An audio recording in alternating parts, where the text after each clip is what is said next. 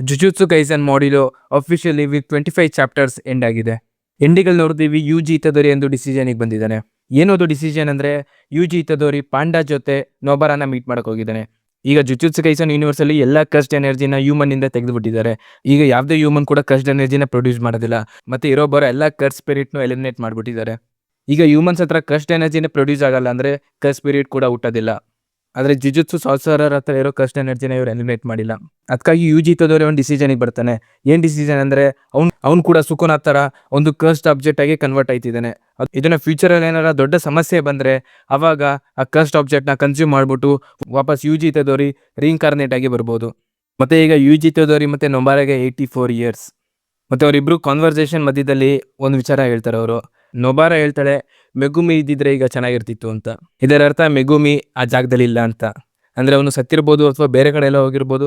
Majority ಕೇಸಲ್ಲಿ ಅವ್ನು ಸತ್ತಿರ್ಬೋದು ಅಂತ. ಅದಕ್ಕಾಗಿ ನಾನಿವತ್ತು ಮೆಗುಮಿ ಫುಶಿಗುರೋನ ಡೊಮೇನ್ ಎಕ್ಸ್ಪೆನ್ಷನ್ ಎಕ್ಸ್ಪ್ಲೇನ್ ಮಾಡ್ಕೊಯ್ತಿದ್ದೀನಿ. ಅದರ ಹೆಸರೇ ಕ್ರಿಮೇರೋ ಶಾಡೋ ಗಾರ್ಡನ್. ಇಲ್ಲಿ ಮೆಗುಮಿ ಇದನ್ನ ಕಂಪ್ಲೀಟ್ ಆಗಿ ಯೂಸ್ ಮಾಡೋಕ್ಕಾಗಲ್ಲ. ಇನ್ಕಂಪ್ಲೀಟ್ ಡೊಮೇನ್ ಎಕ್ಸ್ಪೆನ್ಷನ್ ಅನ್ಬೋದು.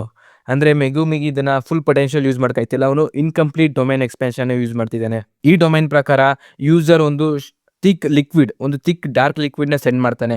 ಆ ಥಿಕ್ ಡಾರ್ಕ್ ಲಿಕ್ವಿಡ್ ಇಡೀ ರೂಮ್ ನ ಕ್ಯಾಪ್ಚರ್ ಮಾಡ್ಕೊಳ್ಳುತ್ತೆ. ಇದರ ಕಂಪ್ಲೀಟ್ ಡೊಮೇನ್ ಎಕ್ಸ್ಪೆನ್ಷನ್ ಆದ್ರೆ ಇದೊಂಥರ ಸರ್ಕಲ್ ಆಗಿ ತುಂಬೋಗುತ್ತೆ. ಇದೊಂದು ಕಂಪ್ಲೀಟ್ ಡೊಮೇನ್ ಎಕ್ಸ್ಪೆನ್ಷನ್ ಯೂಸ್ ಮಾಡಕ್ಕಾಯ್ತಿಲ್ಲ ಮೆಗುಮಿ. ಅದಕ್ಕೆ ಅವನು ಯೂಸ್ ಮಾಡಬೇಕು ಅಂದ್ರೆ ಒಂದು ಕ್ಲೋಸ್ಡ್ ಏರಿಯಾದಲ್ಲೇ ಯೂಸ್ ಮಾಡಬೇಕು. ಅಂದ್ರೆ ಒಂದು ರೂಮಲ್ಲಿ ಅಥವಾ ಒಂದು ಮನೆ ಒಳಗಡೆ ಅಥವಾ ಒಂದು ಏರಿಯಾ ಒಳಗಡೆನೆ ಯೂಸ್ ಮಾಡಬೇಕು. ಅವನು ಓಪನ್ ಫೀಲ್ಡ್ ಅಲ್ಲಿ ಅಂತೂ ಯೂಸ್ ಮಾಡೋಕ್ಕಾಗಲ್ಲ. ಓಪನ್ ಫೀಲ್ಡ್ ಅಲ್ಲಿ ಅವನಿಗೆ ಈಸಿಯಾಗಿ ಎಸ್ಕೇಪ್ ಆಗ್ಬಿಡ್ತಾರೆ ಎಲ್ಲಾದ್ರೂ. ಆ ಥಿಕ್ ಶಾಡೋ ಲಿಕ್ವಿಡ್ ಏನಂದ್ರೆ ಅನ್ಲಿಮಿಟೆಡ್ ಶಿಕಿಗಾಮಿನ ಪ್ರೊಡ್ಯೂಸ್ ಮಾಡ್ಬೋದು. ಮತ್ತೆ ಅದನ್ನ ನಮ್ಮ ಮೆಗುಮಿ ಕಂಟ್ರೋಲ್ ಮಾಡ್ಬೋದು ಅನ್ಲಿಮಿಟೆಡ್ ಶಿಕಿಗಾಮಿನ. ಆ ಶಿಕಿಗಾಮಿ ಏನ್ ಮಾಡುತ್ತೆ ಅಂದ್ರೆ ಎನಿಮಿನ ಒಳಗಡೆ ಹೇಳ್ಕೊಡುತ್ತೆ ಆ ಲಿಕ್ವಿಡ್ ಒಳಗಡೆ. ಆ ಲಿಕ್ವಿಡ್ ಮೇಲೆ ನಾವು ನಿಲ್ಬೇಕಂದ್ರೆ ಕಸ್ಟ್ ಎನರ್ಜಿನ ಯೂಸ್ ಮಾಡಬೇಕು. ಏನಾರ ಕಸ್ಟ್ ಎನರ್ಜಿ ಯೂಸ್ ಮಾಡಿಲ್ಲ ಅಂದ್ರೆ ಆ ಲಿಕ್ವಿಡ್ ಒಳಗಡೆ ಬಿದ್ದೋಯ್ತೀವಿ. ಆ ಲಿಕ್ವಿಡ್ ಒಂದು ಅಬೀಸ್ ತರ, ಅಂದ್ರೆ ಒಳಗಡೆ ಬೀಳ್ತಾನೆ ಇರ್ತೀವಿ. ಅದಕ್ಕೆ ಒಂದು ಈಗ ಅದು ನೀರ್ ತರ ಅಲ್ಲ, ಅದು ನೀರ್ ಆದ್ಬಿಟ್ರೆ ಸ್ವಲ್ಪ ತೇಲ್ತೀವಲ್ಲ, ಆದ್ರೆ ಅದ್ರಲ್ಲಿ ತೇಲೋದಿಲ್ಲ. ಅದ್ರೊಳಗಡೆ ಮುಳುಗ್ತಾನೆ ಇರ್ತೀವಿ. ಮತ್ತೆ ಆ ಶಿಕಿಗಾಮಿ ಎಸ್ಕೇಪ್ ಆಗಕ್ಕೆ ಬಿಡೋದೇ ಇಲ್ಲ. ಅಲ್ಲೇ ಉಸಿರು ಕಟ್ ಸಾಯ್ಬೇಕಾಗುತ್ತೆ. ಮತ್ತೆ ಯೂಸರ್ ಇದ್ರೊಳಗಡೆ ಒಂದು ಶಾಡೋ ಡಿಕೈ ಕೂಡ ಕ್ರಿಯೇಟ್ ಮಾಡ್ಬೋದು. ಮತ್ತೆ ಈ ಟೆಕ್ನಿಕ್ ನ ಯೂಸ್ ಮಾಡ್ಕೊಂಡು ನಾವು ಇನ್ನೊಂದು ಡೊಮೈನ್ ಎಕ್ಸ್ಪ್ಯಾನ್ಷನ್ ಇಂದ ತಪ್ಪಿಸ್ಕೋಬಹುದು.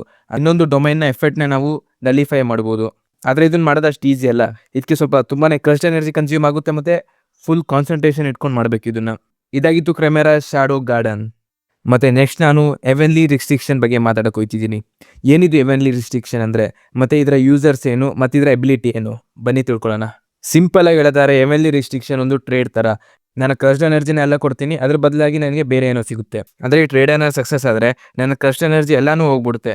ಮತ್ತೆ ನನಗೆ ಕೆಲವೊಂದು ಫಿಸಿಕಲ್ ಎಬಿಲಿಟೀಸ್ ಬೂಸ್ಟ್ ಮಾಡುತ್ತೆ. ಅಂದ್ರೆ ಸೂಪರ್ ಸ್ಟ್ರೆಂತ್ ಆಗಿರ್ಬೋದು, ಸೂಪರ್ ಸ್ಪೀಡ್, ಎಲ್ಲ ನಮ್ದು ಫಿಸಿಕಲ್ ಎಬಿಲಿಟಿನ ಬೂಸ್ಟ್ ಮಾಡುತ್ತೆ. ಮತ್ತೆ ಕಸ್ಟ್ ಆಬ್ಜೆಕ್ಟ್ ನ ಯೂಸ್ ಮಾಡ್ಕೊಂಡು ನಾವು ಕರ್ಸಸ್ ಜೊತೆನೂ ಫೈಟ್ ಮಾಡ್ಬೋದು ಇದರಿಂದ.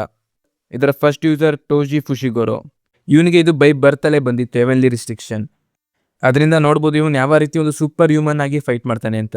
ಮತ್ತೆ ನೆಕ್ಸ್ಟ್ ಯೂಸರ್ ಮಾಕಿ ಜನಿನ್. ಮಾಕಿ ಜನಿನ್ ಇದು ನಾ ಬೈ ಬರ್ತಿಂದ ಯೂಸ್ ಮಾಡಕ್ಕಾಯ್ತಿರ್ಲಿಲ್ಲ. ಯಾಕಂದ್ರೆ ಮಾಕಿ ಇಬ್ರು ಟ್ವಿನ್ಸ್ ಆಗಿ ಹುಟ್ಟಿದ್ದು. ಅವಳ ಸಿಸ್ಟರ್ ಕಸ್ಡ್ ಎನರ್ಜಿನ ಯೂಸ್ ಮಾಡ್ಬೋದಾಗಿತ್ತು.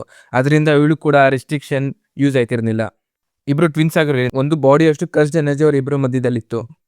ಆದ್ರೆ ಮಾಕಿಯಲ್ಲಿ ಅಷ್ಟೊಂದು ಕಸ್ಟ್ ಎನರ್ಜಿ ಇರ್ಲಿಲ್ಲ ಅವಳು ಫೈಟ್ ಮಾಡೋವಷ್ಟು. ನೋಟಿಸ್ ಮಾಡ್ಬೋದು ಇದೆಲ್ಲ ಜನಿನ್ ಕ್ಲಾನಲ್ಲಿ ನಡೀತಿರೋದು. ಆದರೆ ಯಾವಾಗ ಮಾಕಿ ಸಿಸ್ಟರ್ ಸತ್ತೋದ್ಲು, ಅವಳ ಹತ್ರ ಇದ್ದಿದ್ದು ಕಸ್ಟ್ ಎನರ್ಜಿ ಮತ್ತೆ ಮಾಕಿ ಹತ್ರ ಇದ್ದಿದ್ದು ಕಸ್ಟ್ ಎನರ್ಜಿ ಎರಡನ್ನೂ ತಗೊಂಡು ಹೋಗ್ಬಿಟ್ಲು. ಹಂಗಾಗಿ ಈಗ ಮಾಕಿ ಹತ್ರ 0 ಕಸ್ಟ್ ಎನರ್ಜಿ ಇರೋದು. ಹಂಗಾಗಿ ಅವಳಿಗೆ ಗ್ಲಾಸಸ್ಸು ಬೇಡ ಈಗ ಕಸ್ಟ್ನ ನೋಡೋಕೆ. ಈಗ ಮಾಕಿ ಕಸ್ಟ್ನ ನೋಡ್ಬೇಕಂದ್ರೆ ಅವಳು ಗ್ಲಾಸಸ್ ಯೂಸ್ ಮಾಡ್ತಿದ್ಲು. ಅದು ಕಸ್ಟ್ ಆಬ್ಜೆಕ್ಟ್ ಅನ್ಬೋದು. ಅದನ್ನ ಆ ಗ್ಲಾಸಸ್ ಮುಖಾಂತರ ಕಸ್ಟ್ ಎನರ್ಜಿ ಅವಳಿಗೆ ಕಾಣಿಸ್ತಿದ್ದು. ಆದರೆ ಈಗ ಗ್ಲಾಸಸ್ ಅವಶ್ಯಕತೆ ಇಲ್ಲ ಅವಳಿಗೆ. ಅವಳು ಕೂಡ ಒಂದು ಸೂಪರ್ ಹ್ಯೂಮನ್ ಸ್ಟ್ರೆಂತ್ ಬಂದಿದೆ, ಸೂಪರ್ ಹ್ಯೂಮನ್ ಸ್ಪೀಡ್ ಬಂದಿದೆ. ಮತ್ತೆ ಈ ಟ್ರೇಡ್ ಒಂದೊಂದ್ಸಲಿ ಕಂಪ್ಲೀಟ್ ಅಪೋಸಿಟು ಆಗ್ಬೋದು. ಎಕ್ಸಾಂಪಲ್ಗೆ ಹೇಳೋದಾದ್ರೆ, ನನ್ನ ಬಾಡಿ ಎಷ್ಟು ವೀಕ್ ಆಗಿ ಹೋಗುತ್ತೆ ಅಂದರೆ ನಾನು ಅದನ್ನು ಮೂವ್ ಕೂಡ ಮಾಡೋಕ್ಕಾಗಲ್ಲ. ಅದ್ರ ಬದಲಿಗೆ ನನಗೆ ಹೆವಿ ಕಸ್ಟ್ ಎನರ್ಜಿ ಬರುತ್ತೆ. ಇದರ ಎಕ್ಸಾಂಪಲ್ ಮೆಕಾಮಾರು. ನೀವು ನೋಡಿರ್ಬೋದು ಆ್ಯನಿಮೇಲಿ ಅವನ ಬಾಡಿ ಎಷ್ಟು ವೀಕ್ ಆಗಿತ್ತು ಅಂದರೆ ಅವನು ಬೇರೆ ಕಡೆ ಎಷ್ಟೋ ದೂರ ಬಚ್ಚಿಟ್ಕೊಂಡು ಅವನ ರೋಬೋಟ್ ಮುಖಾಂತರ ಅವನು ಫೈಟ್ ಮಾಡಬೇಕಾಗಿತ್ತು. ಆ ರೋಬೋಟ್ನ ರನ್ ಮಾಡೋಕ್ಕೆ ಅವನಿಗೆ ಹೆವಿ ಕಸ್ಟ್ ಎನರ್ಜಿ ಯೂಸ್ ಆಯ್ತಿತ್ತು. ಆಗಿದ್ರೆ ಅವನಿಗೆ ಹೆವಿ ಕಸ್ಟ್ ಎನರ್ಜಿ ಇರೋ ಕಾರಣ ಅವನು ಆ ರೋಬೋಟ್ನ ಯೂಸ್ ಮಾಡೋಕ್ಕಾಗಿದ್ದು. ಮತ್ತು ನಿಮ್ಗೆಲ್ಲರಿಗೂ ಒಂದು ಕ್ವಶನ್ ಕೇಳಕ್ಕೋಯ್ತಿದ್ದೀನಿ.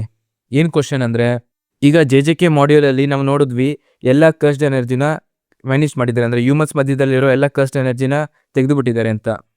ಹಾಗಿದ್ರೆ ಎಲ್ಲ ಹ್ಯೂಮನ್ಸ್ಗೂ ಎವೆನ್ಲಿ ರಿಸ್ಟ್ರಿಕ್ಷನ್ ಅಪ್ಲೈ ಆಗುತ್ತಾ? ಅದೇ ನನ್ನ ಕ್ವಶನ್. ಇದನ್ನ ನೀವು ಕಮೆಂಟಲ್ಲಿ ಆನ್ಸರ್ ಮಾಡ್ಬೋದು.